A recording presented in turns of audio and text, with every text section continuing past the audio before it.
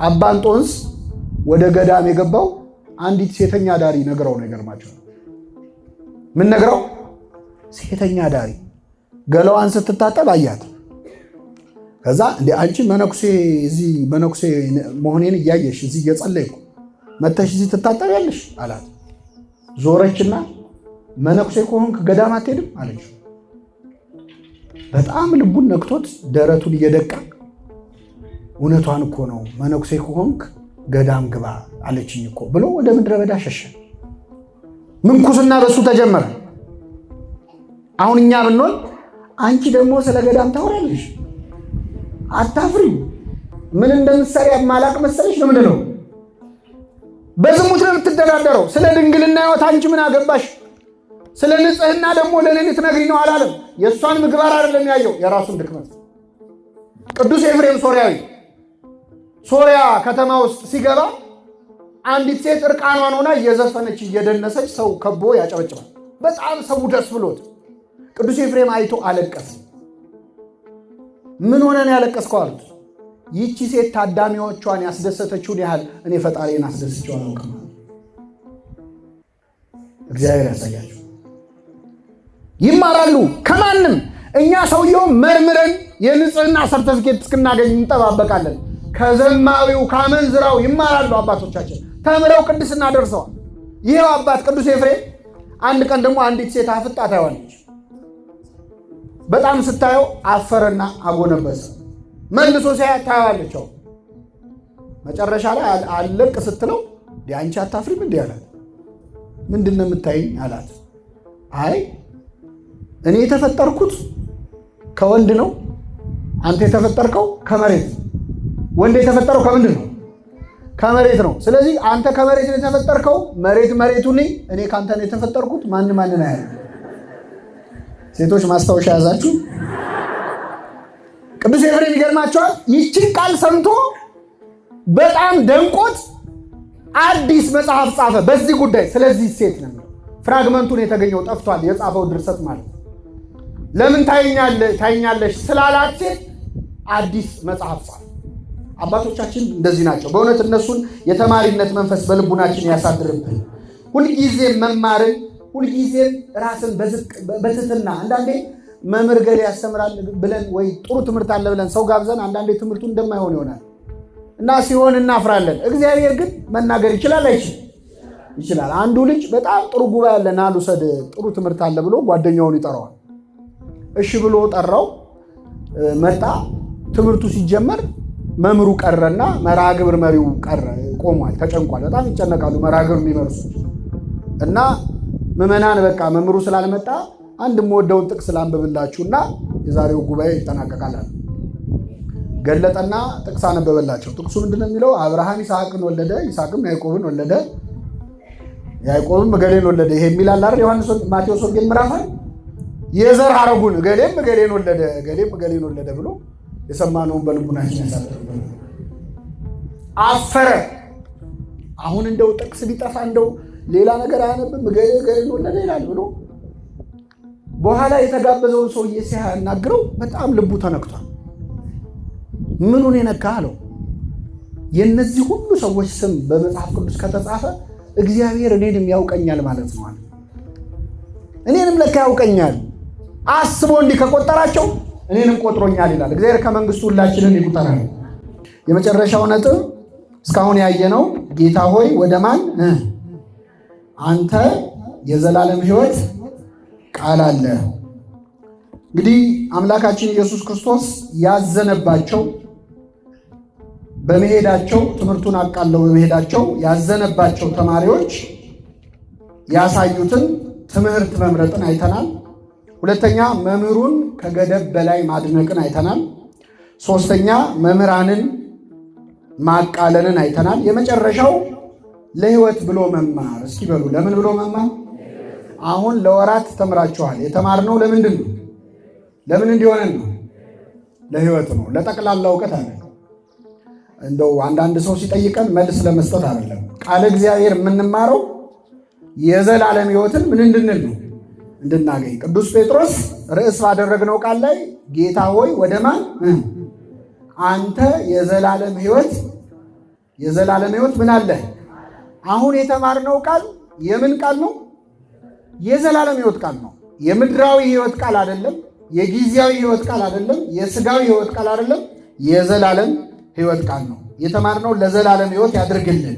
ስንማር ቃለ እግዚአብሔርን ስንማር እግዚአብሔር ይናገረኛል ብሎ መማር ያስፈልጋል።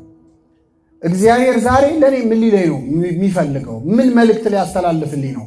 በቆመው ሰው አድሮ በሚያስተምረው ሰው አድሮ የኔን ድካም አይቶ የትኛውን ቀዳዳ ሊሞላልኝ ነው?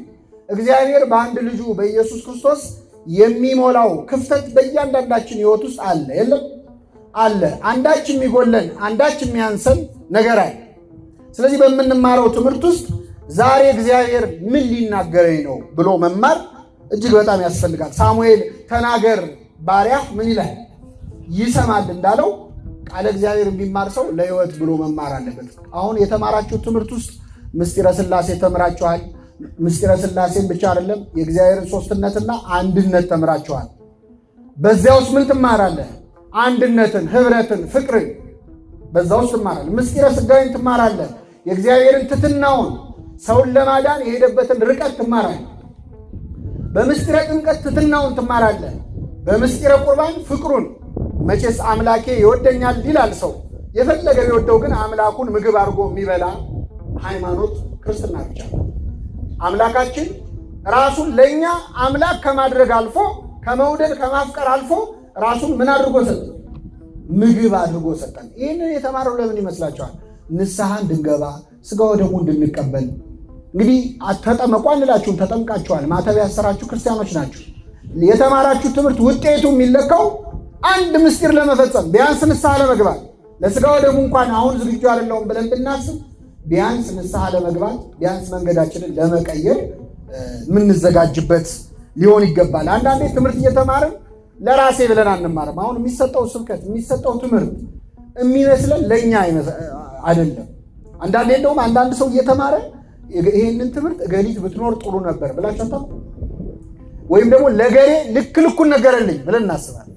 ዛሬ ለገሊት ነበር። ይህን ትምህርትማ ቀድቶ ነው ማሰማት ምንለው ሰው። እግዚአብሔር የሚናገረን ለማን ነው? ለራሳችን። ነቢየ እግዚአብሔር ዳዊት ይህንን አድርጎ ነበረ። ለእኔ ብሎ አለመማር በጣም ጥሩ ምሳሌ ይሆናል። ነቢየ እግዚአብሔር ዳዊት በሕይወት ዘመኑ ከሰራቸው ኃጢአቶች በጣም ብዙ የተጸጸተ ያለቀሰበት ኃጢአት አንድ አለ። እንግዲህ እንደ ዳዊት አልቃሻ የለም። በነገራችን ላይ ዳዊት አልጋ ቅዱስ ዮሐንስ አፈወርቅ አልጋ ሊገዛ የሚፈልግ ሰው ካለ እኔ ላጋዛው ይላል። ላጋዛችሁ ጥሩ አልጋ ያለበት ልውሰዳችሁ ይልና ይኸውም አልጋ የዳዊት አልጋ ነው። ምንድን ነው ካላችሁኝ አልጋዬን ዘወትር በእንባ አጥባለሁ ይላል። በእንባ የሚታጠብ አልጋ ለሁላችን ያድለን። ነቢየ እግዚአብሔር ዳዊት ሁሌ ያለቅስ ነበር። አንዴ ለሰራው ኃጢአት እድሜው ሙሉ አልቅሷል። እኛ እድሜያችንም ሙሉ ለሰራነው ኃጢአት አንዴ አልቅሰን ነው ጋር አናውቅም። እና ምንድን ነው ኃጢአቱ ስትሉ መጀመሪያ ስራ መፍታት ነበር። ምን ነበር? ስራ መፍታት ኃጢአት ነው። ስራ ማጣት አይደል፣ ስራ መፍታት። ስራ ፈቶ በሰገነቱ ላይ ይመላለስ ነበር። ሲመላለስ የሚገርማችሁ አንዲት ሴት ገላዋን ስትታጠባየ እርቃኗን ተመልክቶ ልቡ በሐፀ ዝሙት በዝሙት ጦር ተነደፈ፣ ተመኛት። ማናት ብሎ ጠየቀ ይላል። የኬጢያዊው የኦሪዮ ሚስት ናት አሉት። ባለትዳር ነች አሉት። ሲሉት አስመጣት ይላል። ባለትዳር ነች ከተባለ በኋላ ጨዋታው መቆም ነበረበት አይደል? እሱ ግን ምን አለ? አስመጣት፣ አስነወራት ይላል መጽሐፍ ቅዱስ። ሩካቤን ሲገልጸው በሕግ የተፈጸመ ከሆነ አዳምም ሚስቱን ሔዋንን አወቃት ይላል አይደል? ከሕግ ውጭ ከሆነ ግን አስነወራት፣ ደረሰባት። አስነወራት። ይቺ ሴት ጸነሰች። እንደ ጸነሰች ላከችበት።